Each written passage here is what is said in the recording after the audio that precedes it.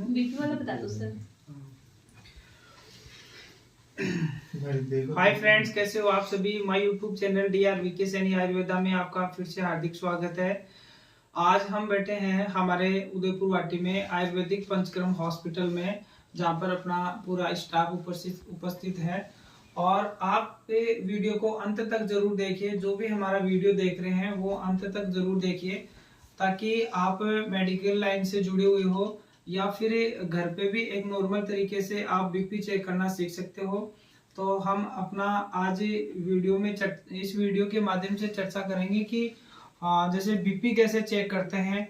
एक तो जो आजकल टेक्निकल तरीके से आ रहा है डिजिटल बीपी चेक करने वाला, और एक पारे के द्वारा जो पहले के जमाने में नाड़ी चेक करके बीपी चेक करते थे। सबसे पहले तो हमें पता होना चाहिए कि इसका नाम क्या होता है।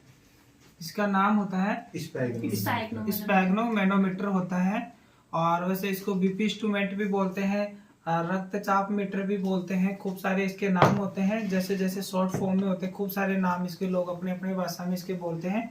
वैसे मेन इसका जो नाम होता है स्पैग्नो मैनोमीटर होता है।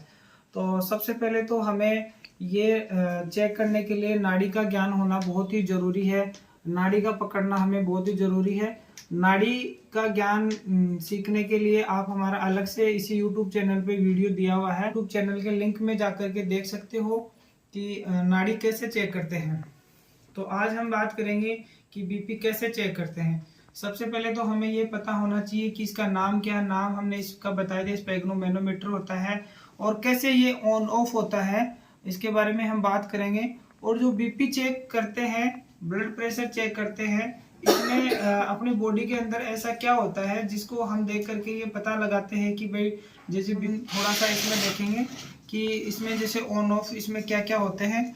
जैसे ये वोल्व होता है, कप होता है, और इसको जैसे बांधते कैसे उसके बारे में बताएंगे। और इसमें सबसे पहले तो हमें ये ध्यान रखना होगा कि इसका ऑन ऑफ का क्या होता है। इसमें जैसे यहाँ पर देखिए ये अभी ऑफ हो गया, ये अभी ये ऑफ हो गया। और कप को हम जैसे प्रेस करेंगे तो इसमें किसी प्रकार का मूवमेंट नहीं रहेगा। जैसे इसको वापस से ऑन कर देंगे, ऐसे इसको ऑन कर दिया, उसके बाद में हम इसमें ऐसे प्रेस करेंगे तो पारा ऊपर, जैसे कप में मूवमेंट करेंगे तो अपने आप ही इसमें मूवमेंट होगा, इसको प्रेस करेंगे तो। इसके बाद में हम देखते हैं कि ये जो बीपी इंस्ट्रूमेंट है, इसमें जो ये पट्टा होता है इसको बांधते कैसे हैं। इसको बांधने की सबसे बढ़िया कला ये होती है कि अपनी जो ये हाथ होता है इसका, जब अपने ये कोहनी होती है, इससे 3 से 4 अंगुल ऊपर इसको बांधते हैं। बांधने में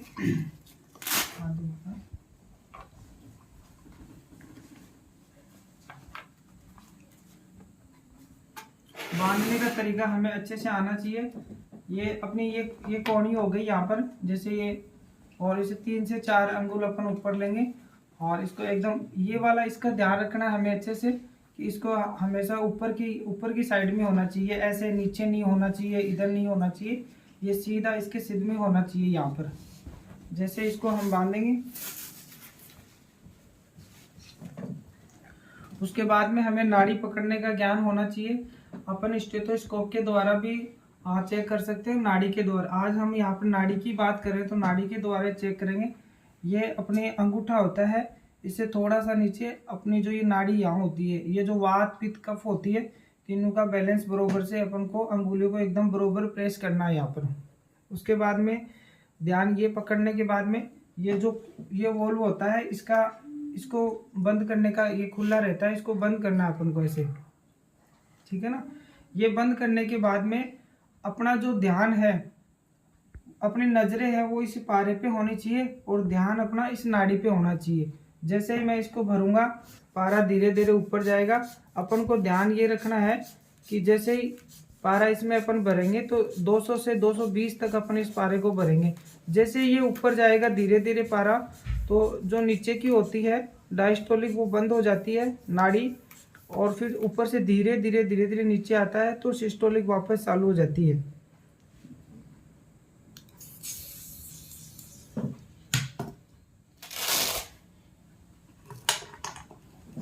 अब अपन को यहाँ पर ये ध्यान करना है कि ये जो अपन ने सिस्टोलिक देखी और डायस्टोलिक देखी, ये क्या होता है। अपना जो हार्ट होता है, अपने हार्ट से जो पूरा ब्लड अपने शरीर में जाता है, वो किस गति से जा रहा है, एक तो वो होता है इसमें, और एक किस गति से पूरे शरीर से ब्लड वापस अपने लंग्स तक पहुंच रहा है। इसमें दो कंडीशन होती है, एक तो ब्लड अपने हार्ट से पूरे शरीर में जा रहा है, जो नीचे जो मोटी आर्टरी होती है, नीचे जो होती है नस जिसको बोलते हैं, जैसे कि इसकी नीचे वाली कौन सी होती है, आर्टरी होती है, धमनी कौन सी होती है, ये ऊपर वाली वेन्स होती है, नीचे वाली कौन सी होती है, आर्टरी होती है नीचे।